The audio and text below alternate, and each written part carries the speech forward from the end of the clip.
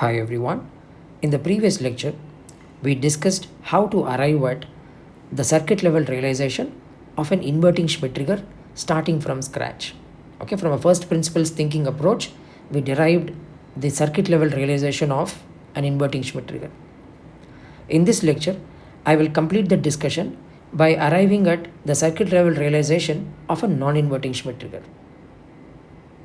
So to do that, in the same manner, to arrive at an inverting Schmidt trigger characteristics, we started with an inverting comparator and then we slowly saw how to derive the threshold voltages and arrived at the final circuit realization. In the same way, for a non-inverting Schmidt trigger, I will first start with a non-inverting op-amp, non-inverting comparator. So for a non-inverting comparator, I have to feed my input voltage to the positive terminal and the threshold voltage I'm feeding it at the inverting input terminal. So how should the characteristics look like? So anytime when you are analyzing these comparator circuits, especially Schmidt trigger circuits, always start from a huge negative value and then slowly increase it. Okay, so this is where I am at the yellow line here. I'm starting from a huge negative voltage. So if your input is negative initially to begin with, then the output will be at minus Vsat. So your output is at minus Vsat. So the output has to change to plus Vsat at some point, and that voltage is what we call VLH, or the low to high threshold. So I'm going to apply that low to high threshold. Let's not worry about how to derive that right now. Let's start logically. Let's assume that the inverting terminal is connected to VLH. And if you guys look at this characteristic, I said that generally for a dual supply system, your VLH will be greater than 0. Okay, so I've applied a positive voltage at the inverting terminal and we'll start analyzing the circuit.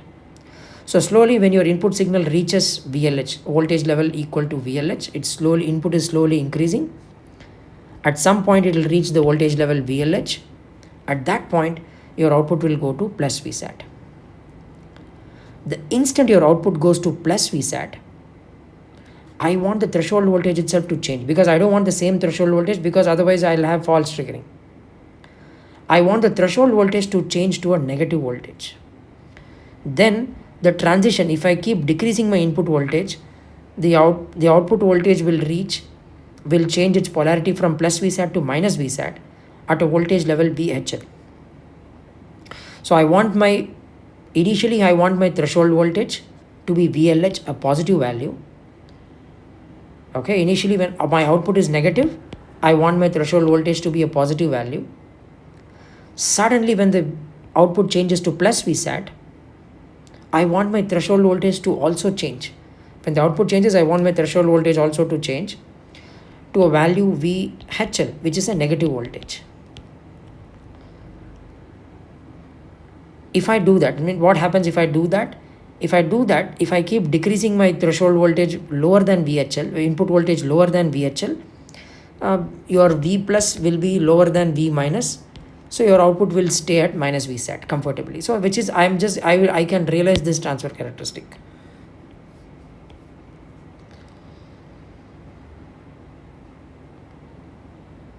Okay. So if I have to realize this transfer characteristic, what should I do? Initially, when my output voltage is at minus Vsat, when my output goes to minus Vsat, I want the threshold voltage to be at a positive value, which is plus VLH. Okay, so if my output is negative, which is minus Vsat, I want the threshold voltage VLH to be positive. The moment my output becomes positive, it becomes plus Vsat, I want the threshold voltage. The threshold should now take place at a negative voltage. The change in the polarity should happen at a negative voltage. So therefore, when my output voltage is greater than 0, I want my threshold voltage VHL to be less than 0. So all I need to do is somehow derive this high to low and low to high threshold voltages from the output, but they should have inverted polarity compared to the output. So how do I do that? Simply, instead of putting beta times Vsat, beta times V0, just put minus beta. If I do this, if I have a circuit, an op-amp based circuit with a negative feedback, of course with a feedback voltage, but the feedback quantity should be minus beta. It should be an inverse of the output voltage. Then I can realize this transfer characteristic. What will be the threshold voltages? So initially, if I assume your input voltage is a huge negative value, output will be minus Vsat. If output is minus Vsat, the feedback quantity is plus beta Vsat. So that's your low to high threshold voltage is plus beta Vsat, which is positive voltage. So this is what you slowly keep increasing. The threshold voltage is plus beta Vsat. When your input exceeds plus beta Vsat, output will become plus Vsat. After that point, if you decrease your output, your threshold voltage would have already changed, because the moment your output goes to plus Vsat, your threshold voltage would become VHL would become minus beta Vsat. It would have changed. Then you would get this characteristic. Okay, so if I have to realize this non-inverting Schmidt trigger, I need a circuit like this. And if you make an interesting observation, you will see the circuit is a positively feedback circuit. And this should make sense, right? It's a comparator whose output should always be saturated to two levels. It should be either plus Vsat or minus Vsat, which means it has to operate mainly in a negative feedback, a positive feedback mode. So if you see, the overall feedback is positive, right? There is a 180-degree phase shift in the feedback path and 180-degree phase shift in the forward path. So the net phase shift is 0. So it's a positively feedback loop. This is how the circuit should look like. So if I have to build a non-inverting Schmidt trigger, I just have to use a circuit like this. So take a comparator, and then in the feedback path, add an inverting amplifier with a gain of minus of, say, R1 by R2, which is equal to minus beta. And I'll choose R1 by R2, the ratio of R1 by R2 to be much smaller than 1. So I feedback a quantity lower than the output voltage levels. So if I ask you to draw the transfer characteristic of this circuit here, it realizes a non-inverting Schmidt trigger. Okay, so you can quickly draw this transfer characteristic. Start with a negative voltage. If I'm applying a negative, if your input is negative, output will also be assume input is a huge negative value, output will also be at minus Vsat. If output is at minus Vsat, the feedback quantity will be plus beta Vsat. I'm calling R1 by R2 as beta. So your threshold voltage will be at plus beta Vsat. At this point, your output will transition to plus Vsat. The moment your output goes to plus Vsat, the threshold voltage will transition to minus beta Vsat. So now it's minus beta Vsat. So as I keep decreasing my input voltage, the transition will happen at minus beta Vsat. At this point, the output voltage will become minus Vsat, and the threshold voltage will change. It will become plus beta Vsat at this point.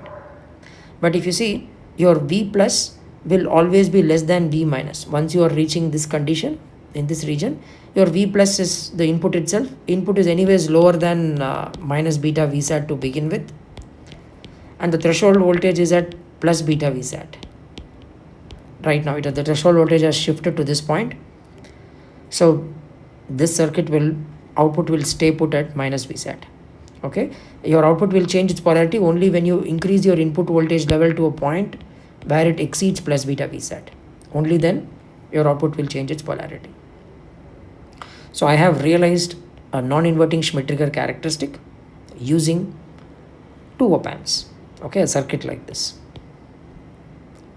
But now you might ask a simple question. The circuit realization of an inverting Schmidt trigger was really simple, right? You just had one op-amp, and in fact it looked like a non-inverting op-amp. If I just flip non-inverting amplifier, you realized using op-amp, and I just flip the input terminals, I get a Schmidt trigger, an inverting Schmidt trigger. But a non-inverting Schmidt trigger requires 2 op-amps. Do we really need 2 op-amps for this circuit? Luckily, the answer to that question is no, you don't really need 2 op-amps. You can actually realize it using a single op-amp itself. So how do we do that? We can do that by realizing what exactly is happening in the circuit and try to reduce the number of components. So to do that, I'll first look at what's happening to the differential input to the op-amp. Okay, so what is the input that's being fed at the differential input to this op-amp? to this comparator. So V plus is equal to V in, and V minus is equal to minus beta times V naught, right? So this is V naught, this will be minus beta times V naught, that's the voltage. So the total differential input voltage to the op-amp is actually V plus minus V minus, which is V in plus beta times V naught. This is the differential input to the op-amp. So if I take a single comparator, I can just take a single comparator and somehow ensure that this is the differential input that's appearing across the op-amp. I see at the end what's happening, this is the comparator that's making the decision, right? This is the comparator that's changing its output. Based on its input voltages, it's changing its output. Okay, so if I just take a single comparator and somehow realize this differential voltage, I can build a Schmidt trigger using a single comparator itself. Now to do that, I can very easily do that using a structure like this. So I'll take a single comparator. I'm going to feed both the input and the output voltages at the same node. So now if you see, if you derive what is the non-inverting terminal node voltage here, that will be, you can apply principle of superposition and find it out. So you will get R2 by R1 plus R2 times Vi due to the input voltage, right? How do you apply superposition? Apply assume one guy is 0 and find this node voltage, and vice versa. Assume the other guy is 0 and find the node voltage. You will get Vi into R2 by R1 plus R2, or V in into R2 by R1 plus R2 plus V naught into R1 by R1 plus R2. Now I'm going to take this R2 by R1 plus R2 factor common out. I'll be left with this term, V in plus R1 by R2 times V naught. This is nothing but V in plus beta times V naught, the whole multiplied by R2 by R1 plus R2. See, I was able to realize the same differential input, some constant factor multiplied, doesn't matter. What matters is this term. If this term changes its polarity, then the output changes its polarity. Okay. See, if your differential input voltage is greater than 0, output will be plus Vsat. If the differential input voltage is less than 0, output will be minus Vsat, right? And this term is just a constant. So the change in polarity is determined by this term inside in the brackets here, and that is same as what I'm having here. So I was able to realize this functionality using a single comparator, a single op-amp and two resistors. I've eliminated another op-amp altogether for the circuit. Okay, so now how do we analyze this circuit? Again, I've already made videos on how to analyze the circuits. You can go through OC op-amp circuits lecture series where I've analyzed non-inverting Schmidt trigger in great detail. But here I'll just very quickly analyze this because I've discussed it for the sake of continuity. So if I have to analyze this circuit, always when you're analyzing a Schmidt trigger circuit, start from a huge negative value. If input is a huge negative value, what happens to if this is a huge negative value, whatever be V0, we don't care. If your input is huge negative value, this whole term will be negative. So I can assume the output voltage will be minus Vsat. So if output is at minus Vsat, your input is a huge negative value, output is minus Vsat, now I'm slowly increasing my input voltage. If output is at minus Vsat, the total voltage at this node, the differential input node voltage at this node voltage will be V in plus R1 by R2 times minus Vsat multiplied by some term, multiplied by R2 by R1 plus R2. That's what is the differential input voltage at this node. So if this node voltage becomes greater than 0, your output will go to plus Vsat. When will it become greater than 0? When your V in this term becomes greater than 0, that is this condition. When your V in exceeds R1 by R2 times Vsat. Okay, at that point your output will go to plus Vsat. The moment your output goes to plus Vsat, okay, what happens to the differential input at the op-amp? Your differential input at the op-amp, your V in plus beta times V naught, remember this, times R2 by R1 plus R2 is the differential input at the op-amp. V in is now exceeded beta Vsat. It's greater than beta Vsat. And V naught is plus Vsat now. So this will be a voltage greater than V in is positive and greater than plus VSAT, and this is plus beta VSAT. So your differential voltage will always be positive in this region. So your output will stay put at plus VSAT. Even if I increase my input voltage greater than beta VSAT, output will remain constant at plus VSAT. So there is nothing to disturb that state. Now if I start decreasing my input voltage, what would happen? If I start decreasing my input voltage, the change in polarity, see, I am looking at a condition where the output voltage can go from plus VSAT to minus VSAT. The change in polarity will happen when this term, inside this term, has to become negative. So that's what I've written here. So that is when V in becomes less than minus beta VSAT. When V in becomes less than minus beta VSAT, your output will become negative. So that's when the differential input to the op-amp becomes negative. Output also becomes negative. At that point, your V in will be less than minus beta VSAT and V naught will become minus VSAT. So the differential input seen by the op-amp, right? That will be what? V in plus beta times V naught. So this is negative to begin with. So it's going to be V in minus beta VSAT. Input is negative, and that you are further subtracting it with a negative voltage. So this VD will always be less than 0 in this region. So your output will stay comfortably at minus VSAT. Okay, so that's the transfer characteristics of a non-inverting Schmidt trigger. And if you look at it in this region, if your input is greater than, if you apply an input that is greater than plus beta VSAT, your output will be at plus VSAT. If it is less than minus beta VSAT, your output will be at minus VSAT. Okay, and we just saw it obeys these characteristics. And yeah, you can again apply. I mean, once your input is a huge negative value, now if I slowly start increasing again, the transition will happen at plus beta VSAT and so on. Okay, you can again analyze the circuit to see what happens afterwards. Now I'm increasing my input has already gone to a huge negative value. Now I'm increasing my input from a negative to a positive value.